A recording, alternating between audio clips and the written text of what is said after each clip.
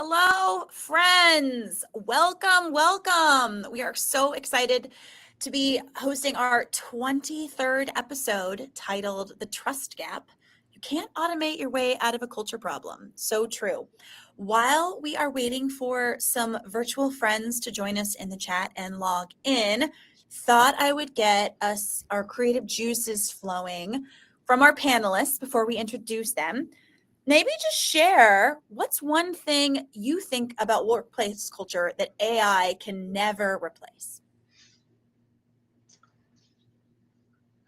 I'll say hopefully humor and the good jokes, the funny jokes, those team bonding moments. What had just jumped into my mind as well was like our fashion sense, which I'm living right now with my kids back at school and watching them like try to put outfits together every day. But I have seen many people also starting to use AI to be like, fix my wardrobe. So who knows? The humor is a big one. Last night in an unrelated non-work use case, I was asking AI to make me fake newspaper headlines for a back to school night party to sort of, tease some things out. And it just wasn't very funny. I kept saying, that's not funny. That's not how people think. So I fully agree with you, Kyle. Who else? Yeah, I mean, probably another side of human connection, I would just say kind of empathy and sort of like, you can be as simple as just, I've had a hard day, and saying that to an AI tool doesn't give you the same response as a good colleague or a good, manager or what have you. So that sense of connection and I think that comes with purpose, I think is really irreplaceable. Completely agree with you, Brad. Yeah, and I think it's those water cooler moments that you can't replace, going on a walk, connection, empathy. Oh, great. While we are, Sarka, I believe you're on mute. Yeah. I was going to say I'm a hugger. I don't know if that's right, wrong, or indifferent. I like a good handshake too. And obviously AI is not going to be able to do any of that. And I think that that's important when you're working in the same space together. Yeah. I mean, those spooky shopping robots that you see, I think in some of the Bay Area shopping centers, I don't think would be good huggers for sure. Well, I'm so excited to have this group of panelists here. For those of you who are joining us, please feel free to jump into our chat and drop your name and where you are listening, watching from. And there's also a poll. So if you're feeling opinionated today, would love to hear from those of you who are joining. What's the biggest threat to employee trust as AI reshapes the workplace? You can find that under the poll button, and maybe we'll revisit it in a little bit to see what this group thinks. So now that we've got all of our panelists here and we're 7 past the hour, I wanted to welcome everybody to this episode of Game Changers. So if this is your first time, welcome. If this is your 23rd time, we're going to punch your card for sure. But this is a multi-themed, multi-episode series, and this is our 23rd consecutive month that we have done HR Game Changers. We discover how to build a people experience playbook that connects your teams and delivers at every stage of the employee journey. And if you have any peers or colleagues that would like to join this series, I'll go ahead and drop the registration link in the chat. But it is goprofiles.io HR Game Changers.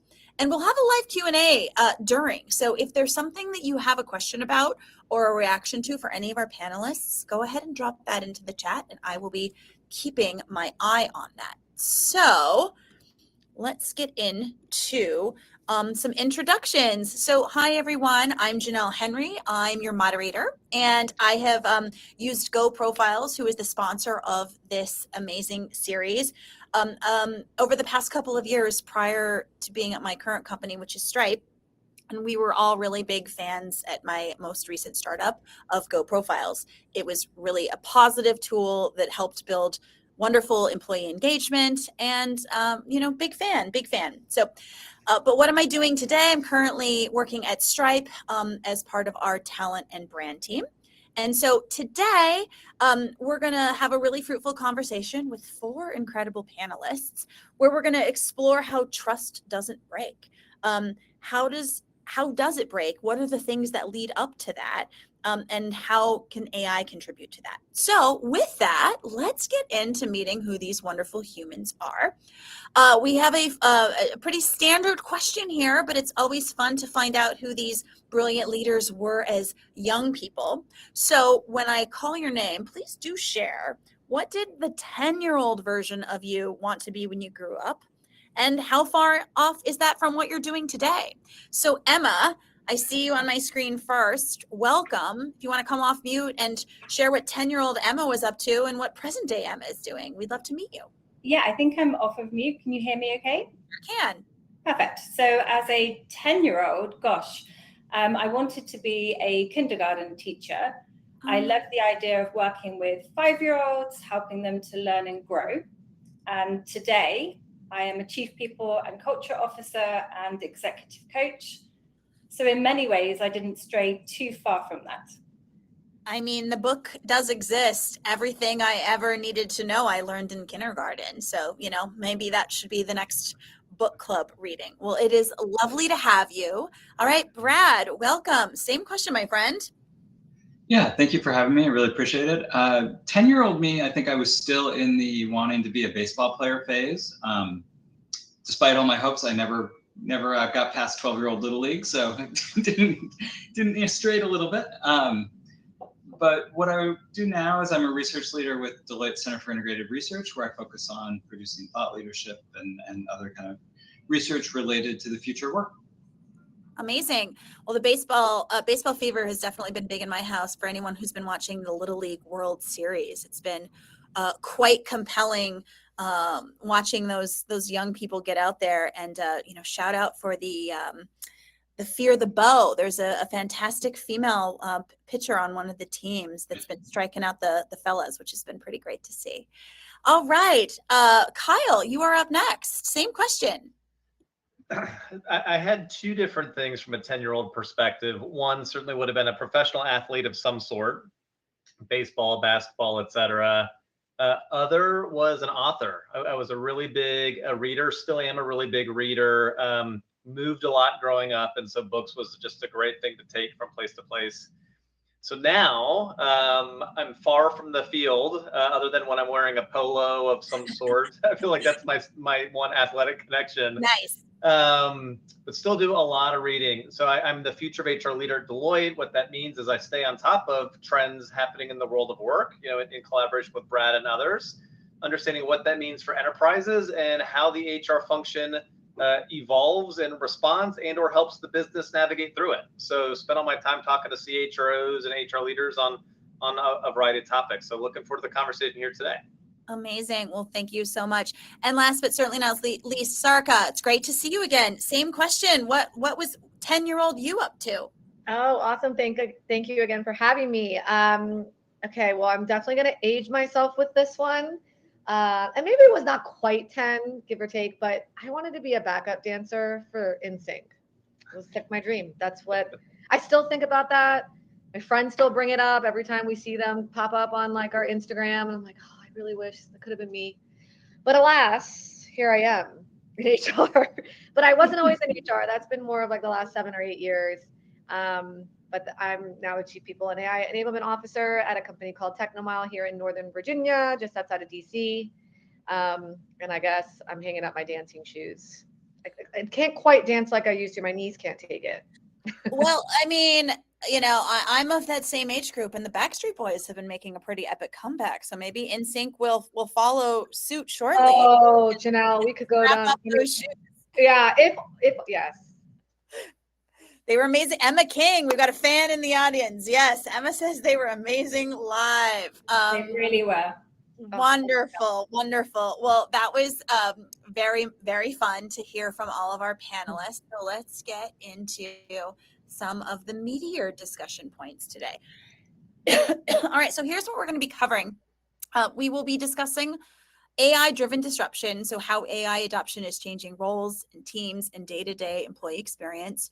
We'll talk about the layoff aftermath. So what happens to teams in terms of trust, morale, retention after unfortunate but yet very common workforce reductions, and why most companies get it really wrong. We'll discuss trust building and practice to provide you with some real tactics for transparency and communication when there's no easy fix. Culture versus automation. This is the one I am at most interested in hearing about from this group. Why efficiency gains can't substitute for genuine trust. And leadership through uncertainty. Practical, real guidance for HR and people leaders who are navigating change without losing their teams in the process. So I am going to, we are ready for our live slide. So I'm going to stop sharing my screen and see our lovely panelists. And here we go. And I've definitely see the chat going, so I'm excited about that. Keep the questions coming. You can put them either in the questions box or directly in the chat. But first, let's get into our first question. So, as AI becomes more embedded in the workplace, what are you all seeing as the biggest shifts in employee trust? And where are organizations getting it right or wrong? Yeah, Janelle, maybe I'm happy to start with a little bit of a perspective that I see from across companies, and then I'm sure Emma and Sarah will bring it to life, like in the organizations they're leading right now. One of the things that's been fascinating over the last year and a half has been this evolution in the talk track around organizations saying AI it's a people problem, human problem, right? So I'd say 23, 24, early 25, there was a lot of feature functionality conversation. We had big proclamations from some leaders at some companies about what's going to happen. And then a narrative has shifted. And there are a number of folks now who are saying like AI has a PR problem because of where some of that narrative actually was, right? And you would be in a company and you'd see an AI initiative and you'd see a headline and be like, what does this mean for me, right? And so right now, what I see as both a challenge and an opportunity for companies is to come out with a distinct message to a workforce with what is your stance on this topic, right? I've seen two ends of a spectrum and few companies on either end, and then most doing nothing. One end is we need to invest in this like every technological inflection point. It's going to change how work gets done. We're not yet clear what that's going to be, but we're investing in you, and there's going to be no impact to your roles. And the companies who have done that have had trust go up, engagement go up, sentiment go up, right? But I've only seen and heard of a few who've done that. At the other end of the spectrum, I've seen this even less, like maybe a handful at best. But it's we don't know what's going to happen to work. We know we need to invest in this. We can't guarantee you have a job on the other side of this, but we know if you don't start using it and learning it and redesigning work, this is not the place for you, right? And then the middle is nobody says anything. They just kind of roll the tools out there and hope for the best, right? So I think there are some very clear ways in which you can engage the workforce in a trust building fashion, but it starts with a very clear narrative of why are we doing this? What do we expect the business outcome change to be? What does that mean to your role? Et cetera. But yeah, I mean, Emma or Sarika would love to hear, both how maybe you all are tackling it or how you've seen, peers navigating that topic as well. I mean, for me personally, I don't think it's created new trust issues. I think it's acting as a massive magnifying glass on the trust issues that were already there. I think employees are looking at their organizations and deciding whether they trust AI. They are deciding whether they trust the organization using it. That's a really big takeaway, Emma. That last point is like pretty powerful. Is like, do they trust us, the leaders, the organization, in terms of our approach and our strategy to how we deploy AI or don't? And I really don't advise anybody on here not deploying AI in some capacity. And I'm in an interesting situation because I drove internal AI transformation and enablement at my last tech organization for the last 2 years, and learned a tremendous amount. But I'm now coming into a new organization. I'm 8 weeks in, and I haven't really the board as our, first question they asked me 30 days in, but you didn't mention anything about AI enablement in your, I was like, that's on purpose. For you. Well, because what I find is interesting, my starting point at my last organization, I had already built up trust and credibility as a people executive because I had been in the organization for a few years prior to this whole AI disruption happening. So I knew our employees, I understood like the different personas that we had. I knew who were going to be my change agents. I knew who was going to be my, like, those that are going to resist. I knew who was going to get down granular in the details and ask a bunch of questions. And I better come correct having my policy and being very clear and certain. Like, I knew the people. So I would say it was a little bit easier of a starting point to really build, like, my baseline was a bit higher of which to build trust and credibility from, because I'd already built up so much of it over the last couple of years. Where I'm at now, I'm at a disadvantage because I am brand new. There's a ton of change going on in this organization. We're merging two companies together. There's new ownership and new financial sponsorship. And then you dig into it and you're like, oh my God, there's a lot of foundation we actually have to build to re-baseline in a way that then AI enablement on top of that will actually make sense. Mm-hmm. And where I candidly am struggling is, like, in my last organization, I would just probably put together a Slack message. We were a big Slack company, not as much email, and be very open and transparent. Like, okay, here's where we are. Here's where we're not. Here's what we're going to do. Here's how we're going to get there. And like, this is what I know and this is what I don't know. And people really appreciated that, because I think we as executives think we have to have all the answers. And what I have learned is you actually don't. It's almost more humane, and I can build trust actually a whole lot faster when I also just act like a human being, like I am, like the rest of them. Like, I put on my pants the same way everybody else does in the morning. And then I'm like, this is what I don't know. And that's important in the ways of AI transformation, because so much is changing and there's so much that we don't know. So let's talk about how we're going to figure out together how we're going to get there. I think it was Bill Gates that just came out a couple days ago saying, yeah, there is no plan. There's like no real big strategy. Like, we don't know how we're going to govern this. The government's, I mean, it's just like, it's wild, because we've all been saying that. And then in this company, obviously my starting point is I got to lean in more and communicate a bit more on, okay, I know you all have licenses in Claude, but like, here's where we're going to take this. In my observation in the first 8 weeks, here's what I'm seeing. Here's what I think I need to, the foundation we need to develop and why and how to get there. I'm having it in small conversations as I'm meeting with people. I just haven't done this sort of like macro view, but what I am seeing is like my approach has to be very different. And that's a huge takeaway, because you can't apply the same logic at every single company. There's so many variables you have to take into consideration. And it really should start with like where you are as a business and the people to know how you design that experience to build trust. That's such a good point. I was chatting with a vendor earlier in the week, and they were kind of pitching some ideas around, oh, well, we'd love to provide you what everyone is doing to sort of solve AI and the candidate problem. And I just said, I don't believe that's actually a thing. I don't actually think anyone has any answers at this point in time.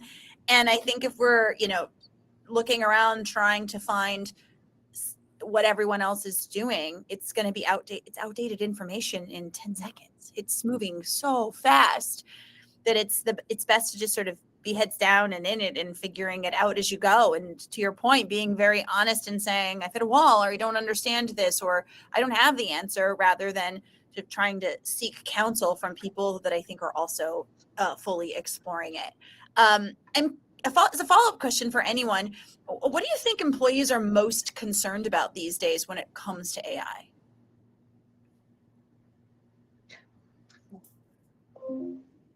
I think it's a couple of things. Go ahead. I think is it going to replace me?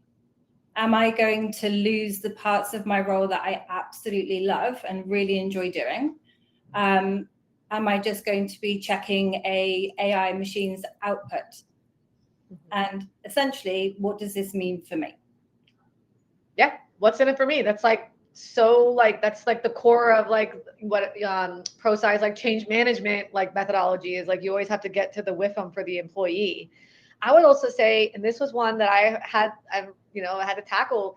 I had folks who really care about the environment and really care about the impact to the world around us. So I had like two sort of other pockets of well, have you thought about how much we should be using this or not using it, or when we should and shouldn't, like put some guardrails because it's impacting the environment, it's impacting water consumption, and all these data centers are coming up around us. Have you thought about that? And then have you thought about how this is going to impact like entry-level jobs and your kids' jobs when they, and I'm like, wow, okay.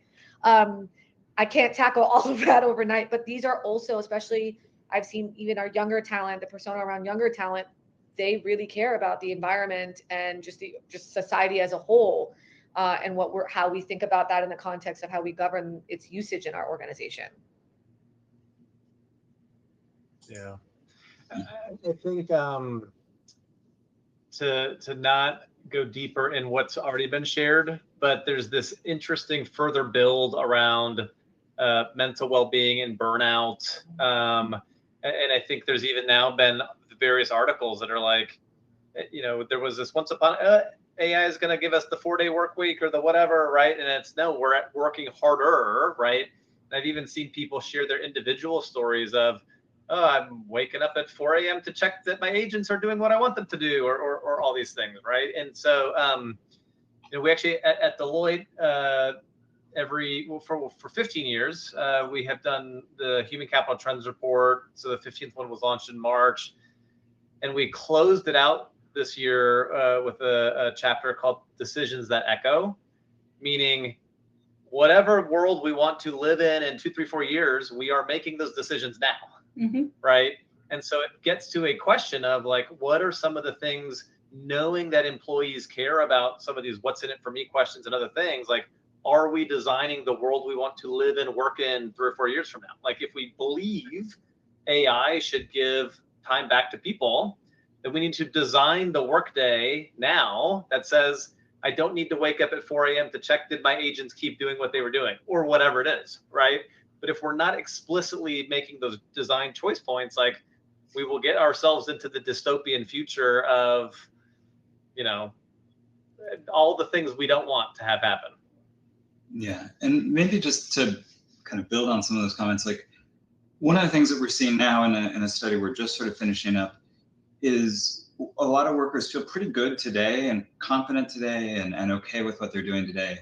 But underneath it, there's lots of markers of uncertainty. And I think all the different comments here are at some level about like, I can learn the new skills, I can get the certification, I can check all the boxes, and I still won't know if that's right. And I think that's kind of underlying a lot of what's challenging for folks. The other thing, I maybe just to add to what Kyle said, is I think there is this need now in this very uncertain world to just plan for lots of different scenarios. And so one of the things that we're trying to do in Smart Center for Integrated Research work is intentionally use scenario planning as a way to help people map out, we have to plan for lots of uncertainty. And by the time we know what the answer will be, it's too late to make a decision. So we have to make decisions that prepare us for 3 or 4 futures where we can be successful in all of them. So on the executive side and really on the worker side, it's getting ready for that uncertainty and being able to be nimble in lots of different scenarios. Great point, Brad. So next question. We often hear that AI can improve the employee experience by removing a lot of the tedious work. Where do you all see AI actually improving culture? And where can it unintentionally create distance between employees and their organizations? Anyone have any good stories on that? Yeah, I'll start with one thing really quickly because of your deliberate use of the word culture, right? And we actually in our trends report in March had a chapter titled Culture Debt, where we acknowledged that if you aren't being clear with addressing culture-related things as you roll out AI, just like you can build up technical debt in a company, you can build up culture debt, right? Now, what I have seen relative to the companies who do this really well from a culture perspective is it gets back into very explicit narrative and what behaviors do you want to change, right? So like team leaders who on the Monday morning, every 2 weeks or whatever, hey, rotating cast of share how you're using AI now, or what's a pain point problem? Is someone using a tool that'll help fix the problem, right? And so this has to be you're changing rewards and recognitions, behaviors all throughout. It's not just a once a year hackathon, right? Or it's how are you making it a psychologically safe space to share and learn and grow with each other, and then acknowledge as you are successful, what's then the clarity of what that means for the role, right? Which gets back to the what's in it for me conversation, right? Because everyone, if it's like, okay, I've got this thing and now I'm 8 hours a week free, what do I do with that 8 hours, right?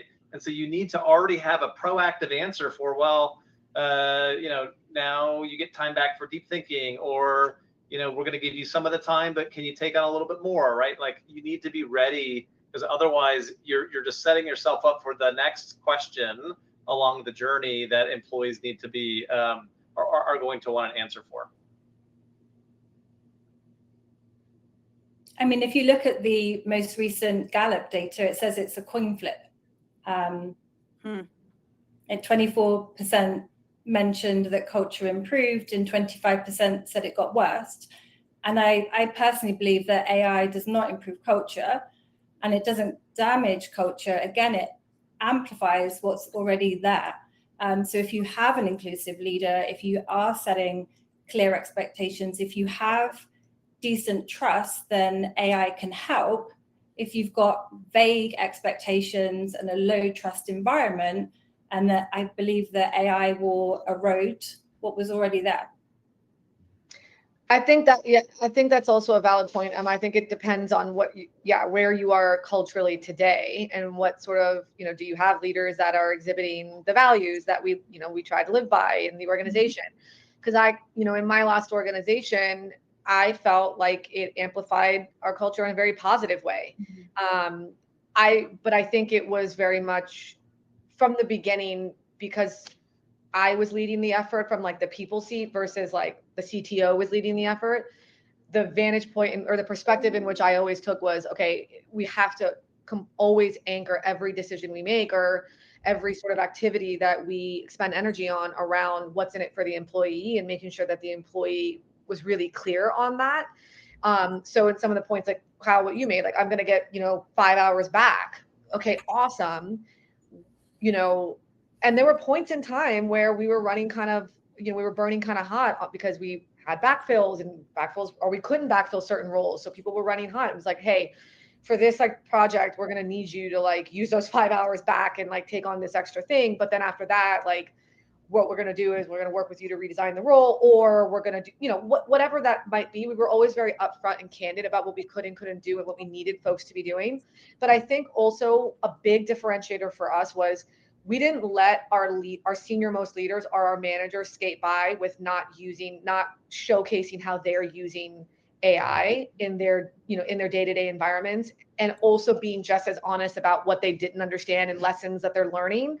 Like we as leaders have to practice what we preach. And, I can't expect, ICs to lean into to something that was making them really nervous if their own leaders, if they didn't see us from the very top doing that very same thing, because it was new for all of us. So all of us it was actually kind of a cool equalizing moment in like the world of work, in that it didn't really matter what your title was, like, and whether you were technical or non-technical. I'm not technical, but everybody was sort of starting somewhat from a similar point, in that this is a new tool. We're all trying to figure it out. We're trying to figure it out together. Let's figure it out in the open together.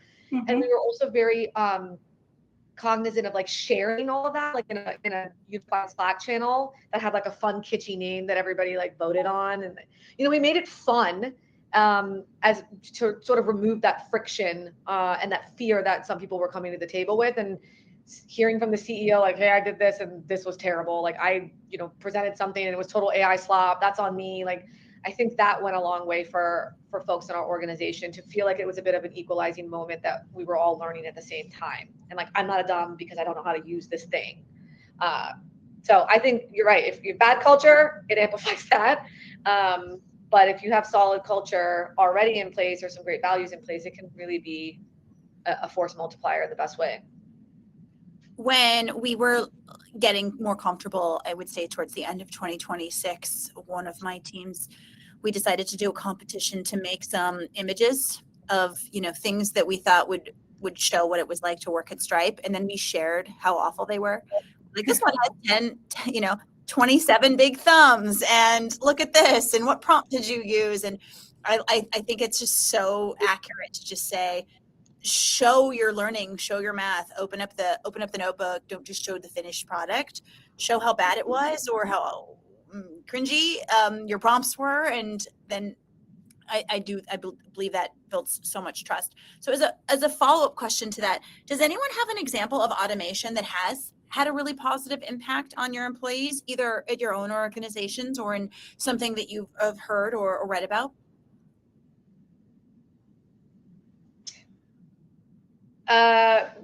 We have quite a few, actually. So I think one of the first thing, actually, this was like how I sold my CEO on letting me drive AI transformation. Because at first he was like, all the functional leaders, y'all are figuring it out for yourselves. I'm like, no, we're not. It's not happening. This is probably like iteration 6 of our pre-boarding or onboarding process. And I was like, there are so many ways that we could automate elements of this onboarding process that like no one should have to schedule the time that you like you're going to meet with your new hire, or I know I'm going to meet with every new hire as the CPO, or I know my HR team is going to meet with them on the Friday, like all these sort of known touch points. What if we could automate that? And then I didn't need to have like a people ops coordinator having to coordinate that, or even coordinate that on like the recruitment end from like interview scheduling. And then what if we could create such a cool pre-boarding experience where you could get a bunch of really fun information about the organization and who's who and what you're walking into before you even start, such that then when you start, you kind of come in with some like energy and like, oh, I know how to navigate some of this. And oh, I feel like really welcomed. You could actually do that and save a bunch of time, to the point where I promoted my people ops coordinator to a talent acquisition partner, because she was doing sort of recruitment, but also scheduling interviews, but also scheduling onboarding. It was all this time. And the time that we got back from her not having to do all that was enough for her to go full time into talent acquisition, which is where she wanted to go. And then what we saw was like our new hire experience and satisfaction and ramp up period was, we went from, I think it was like something like a 75% rating, like customer satisfaction or employee or new hire satisfaction rating, to 97% in the first 2 months of us launching the program. And then from there, that just started like a whole spiral of like, wow, the system can do this. And then I think the next thing we did was automating like our IT ticketing system, but like building like, and then using that as a chat, like our first AI employee that lived inside of Slack, and you could go to Yardley and say, hey, I need access to this application I don't have, or hey, where can I find information on benefits, even though it's in Confluence, but someone might not know that. And then the AI employee would actually answer those questions or open and close a ticket for you, and actually like provision access to an app without a human ever having to touch it. Like it's so incredible, the things that some of these tools can do from like an automation perspective. So it's not always about AI. It could just be like a really cool automation or workflow that you can build. I completely echo onboarding. My team has done a fabulous job with automating the onboarding process, like building out a schedule over 2 weeks, booking time on calendars. The same for offboarding. It's now just like one button. I would also echo about IT tickets, tier 1 questions, where yes, we've got all of the documentation, but can you ask an agent a tier 1 question, and then you get the answer back. Oh, and Janelle, I think you're muted. That would be correct. I need AI to solve that. How to solve the I'm talking with mute problem. There's a lot of great Discord in the chat, so excited to see that. So keep those questions for our specific panelists coming.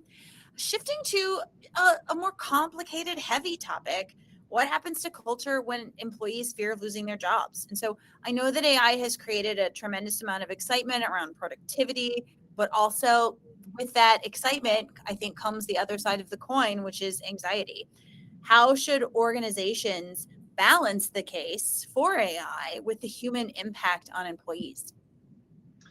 Yeah, I'll start with one thing, Janelle, that's going to take a little bit of a tangent. Of course. When I talk to a number of companies, I try to acknowledge there's many trends in the world, and AI automation is not the only one, even though it's the one that's maybe consuming the most headlines, right? there are macroeconomic shifts. We had another tariff on, tariff off moment the other day with between the U.S. and Canada. Geopolitical dynamics, demographics, right?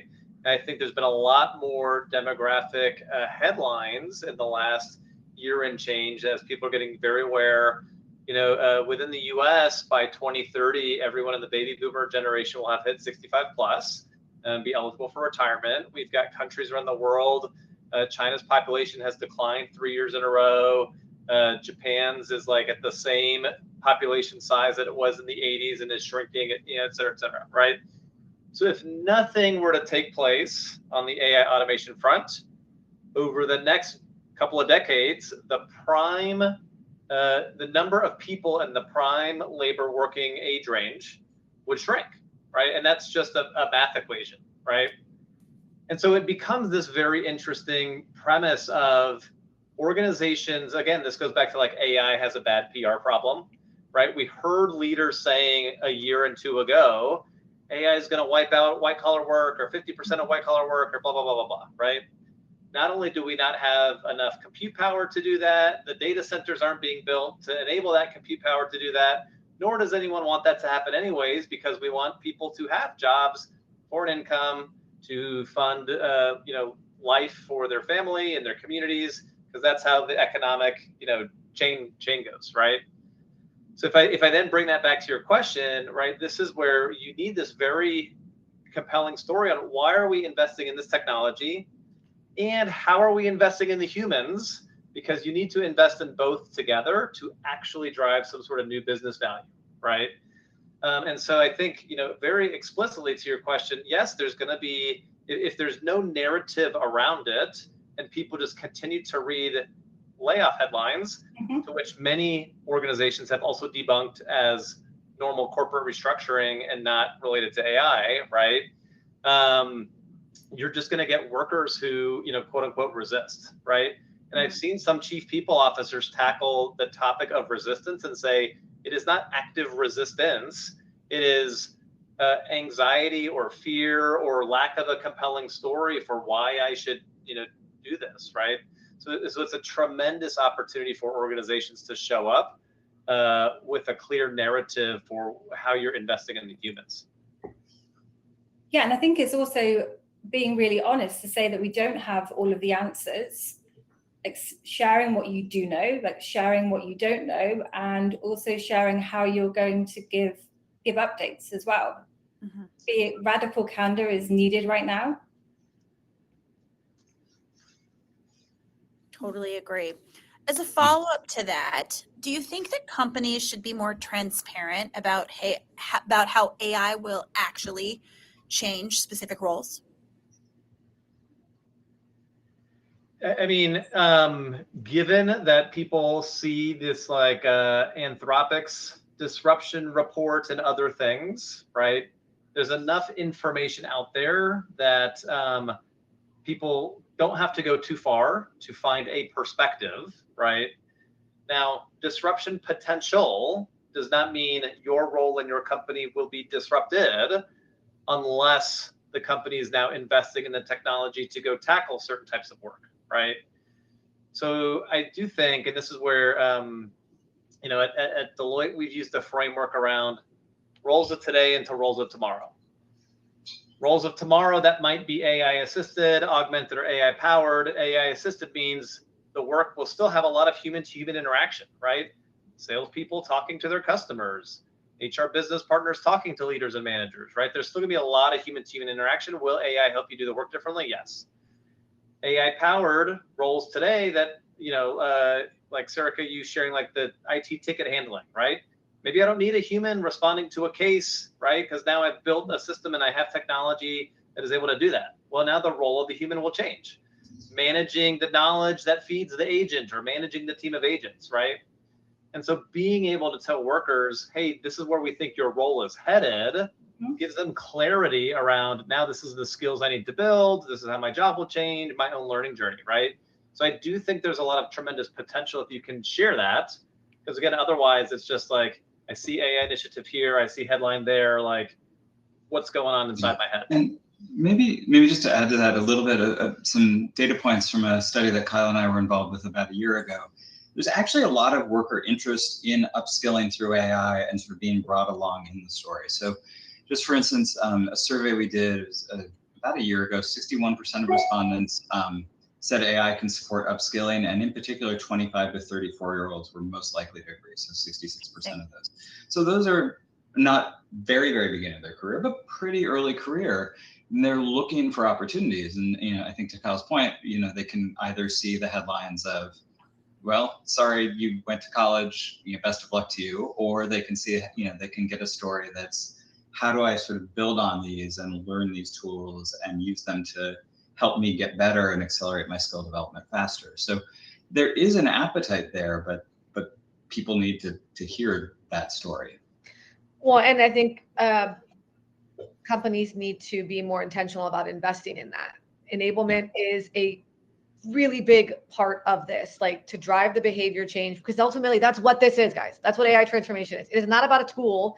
Like you can throw tools at people all day long, but if you're not driving the behaviors that you want for people to be able to exhibit in this change that we're experiencing in the world of work, it is our responsibility on the organizational side to invest in that type of enablement and bring people along, right? Because what other choice do you have? This is like the biggest technology innovation of our time outside of like the computer. And if we don't, in organizations, think about how we design those experiences to upskill our folks, someone's got to do it somewhere. And otherwise we're just going to, people will quit, we'll have attrition, we'll just have the same people cycling through who still don't understand the skills that are needed. And so I completely agree with you. I think there is a lot more appetite for that than people realize. But I often still see organizations not doing a great job of investing the time and energy.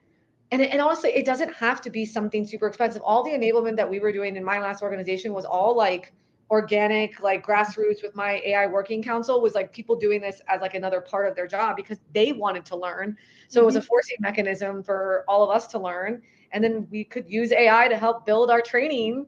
And then we would ask the employees what they felt like they needed and design for that experience, and then had hands-on keyboard. Like it didn't cost us really any money.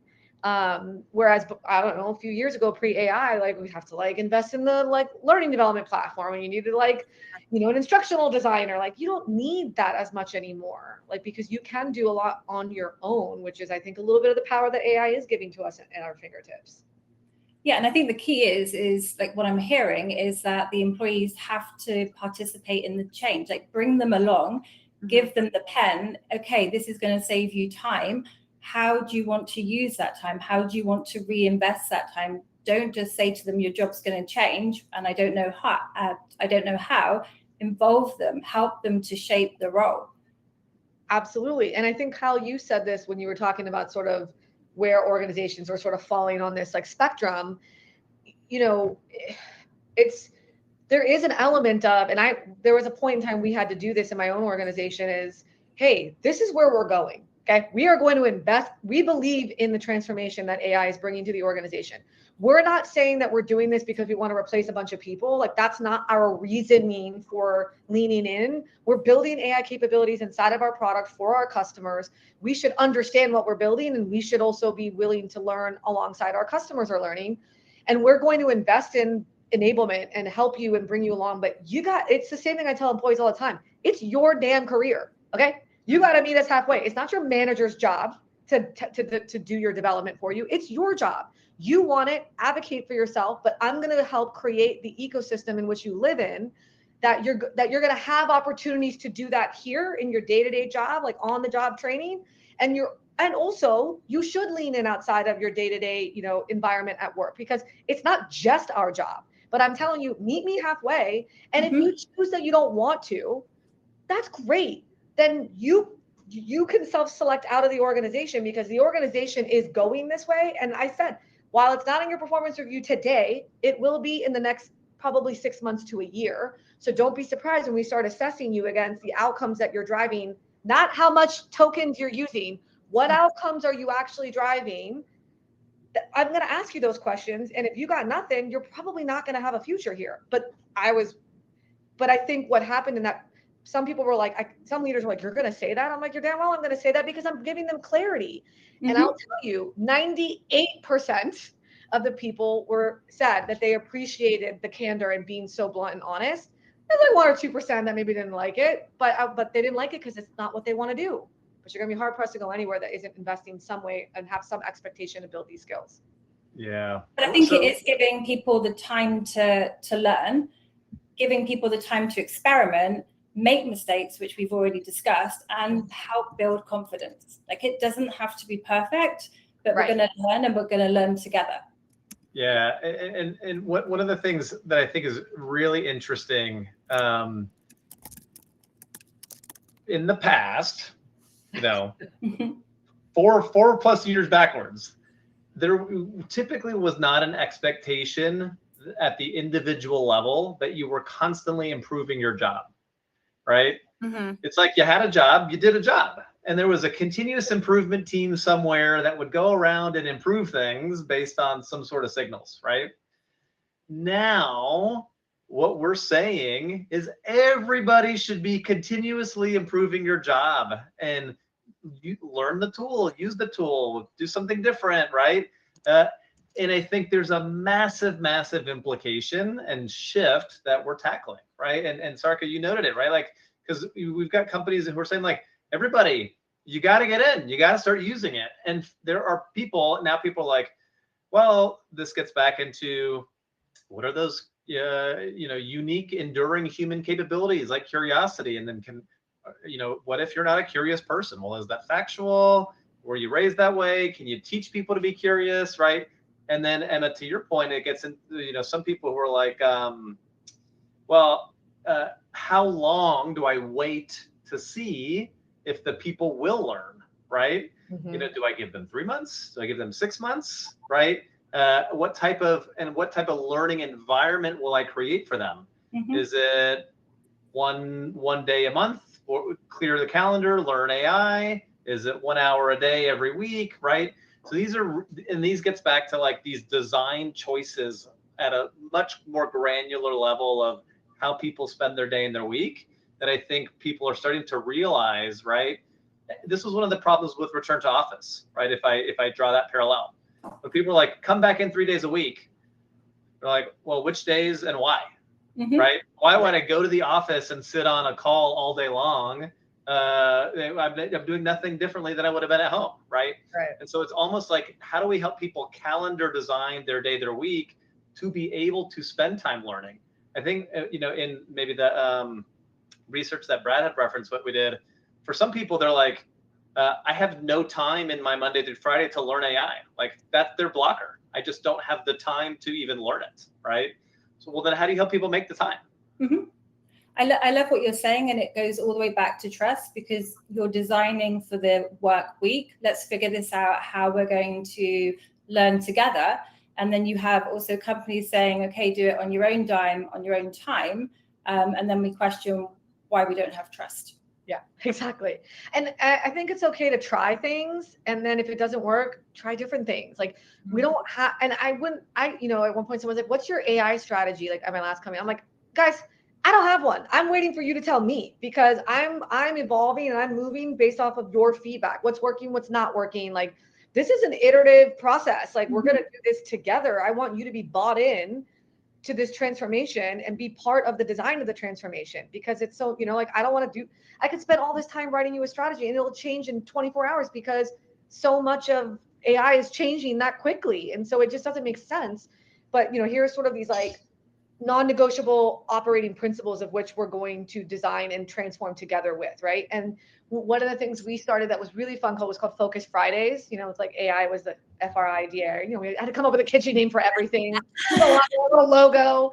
And we did it like one Friday a month. And then everyone that came, the topics were all what we got from our employees of like where they designed, like what they felt like they were having a hard time with. Like, we started with like a 101 series, then we moved into a 201 series. And as we expanded the topical areas and then the connection of like, and how we were using AI and connecting to all of that evolved over time together. But people could come, they could drop in for the hour, they could expense their lunch because we were a remote first organization. And then that eventually evolved to, okay, Now we're getting past the point of like, okay, we've done a lot of the enablement that we could do as like a larger group. Now what we want to do is we need to get people more hands on keyboard. So we open, like, the other Fridays were office hours. So we had a 1 hour every Friday with our working council. People could just drop in and ask questions and problem solve together. You could just join to hear about other people's problems and learn that way. And then now they had moved to functional hackathons rather than like all company sessions. We got to like, okay, now we're going to work function by function and solve a particular problem and then maybe run a hackathon together. And so like where we started from was so different than where we were like, 18 months in. Where we started from, my metric I was tracking was like how many people are using it. Like I would never tell you to like go to the board and tell them like my usage in my licenses, like they don't give a shit. But in the beginning, I gave a shit because I needed to see how many did people have access to the tool. Are we being equitable and democratic in that everybody should have access to a tool, right? And what's our Gen AI tool of choice? Great. Now I need to go in and see how much are people actually utilizing it, and if they're not, why aren't they? Right. And so in the beginning, the first 6 months was about getting people in utilization, how many licenses were activated, whatever. But eventually that evolved to, okay, functionally specific KPIs to make sure that we were driving the kind of outcomes we were looking for, not just usage or utilization or maxing out your tokens. The point is it's going to evolve, and everyone's like, what's the playbook? I'm like, but there's no playbook because you kind of have to evolve with the organization and how they're evolving. And every group is so different. But I think having them be part of the sort of building with you in that transformation and what that strategy is going to look like was a big game changer for us in the ways of like trust and actual adoption of AI. Completely agree. And also it's going to be messy. It's going to be messy, and we're going to learn together, and it's going to change. I think the best case that we've had, to echo what you've just shared, is also like lunch and learns, where we've got team members showcasing what they're using, what they're building, and the output. Amazing. Well, that was quite the mic drop group answer question. So kudos to these panelists for that very spicy topic. I'm going to wrap us up, but before we do, I want to give everybody one more chance to give one small snippet piece of advice. So we're going to close on a quick rapid fire, which is if you could give everyone one piece of advice about AI and trust in a sentence or two, what would it be? And while you're doing that, I'm going to pull up our slides. I would say be transparent about what you know and what you don't know. Involve people in the decisions that affect their work. Follow through on what you say you're going to do, and make sure that the benefits of AI are felt by employees, not just the business. Love it. I'll like any good consultant with a framework, I've got a colleague who did research into like actual factors that influence trust, which I think is everything that Emma just said. It's humanity. Are you showing up empathetic to the moment? Reliability, you do what you say you do. Capability, you deliver a quality experience. And transparency, you use simple, easy to understand language, right?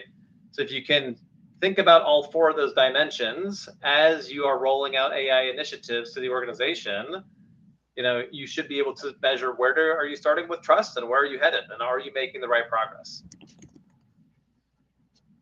Yeah, maybe, and just I think same colleague who's Kyle was referencing has also looked at spending on talent versus AI development kind of as part of a sort of AI strategy, and kind of recently found 93% of spending is going toward the technology and 7% is going toward humans and training and development. And I think what I would just say is across our research, one of the common themes that we see is just the more that you can view those as connected investments and that you're putting money against both things and resources and time and everything that goes with it, the more successful you're likely to be. So that sort of viewing those as connected and complementary rather than as discrete would be my advice. I would say just continue to anchor in anything that you do around AI transformation on the with them, right? Like what's in it for, and really, what's in it for me, but really what's in it for the employee, like anchoring all your decisions and the way that you communicate, starting there. Amazing. Those were some epically wonderful sound bites to leave our audience here with. Thank you so much to our panelists. I did want to go back to the poll really quick. So at the beginning, we did ask everyone, what's the biggest threat to employee trust as AI reshapes the workforce? It looks like rapid changes to roles and responsibilities was our #1 vote getter, followed by lack of transparency from leadership. And I think if you were listening today or listening in the near future, hopefully you took away some really interesting tips and tricks or things to think about that maybe help you navigate some of those challenges. So as we look ahead to what's coming up next, if you're so inclined to join us in October, we will be talking about the enablement era. HR's new mandate for high-performing workplaces. I think as AI continues to be a part of the conversation, everyone's wondering what more are we getting out of our employees and how can we continue to show that we're a high-performing workplace. And then in November, join us for Unlearning Success. Love that title. Reframing mindsets for next level executive growth. All right. And so one more slide here. Just want to say thank you so much to Go Profiles. If you want to learn more about the Go Links Productivity Suite and try it for free, here are all of the ways you can do that. We're really grateful for them as a sponsor and bringing all of these really interesting thought leaders together. So on behalf of all of them and our lovely panelists, just wanted to say thank you again for joining and hope you all have a wonderful week. Bye, everyone. Bye. Bye. Thank you.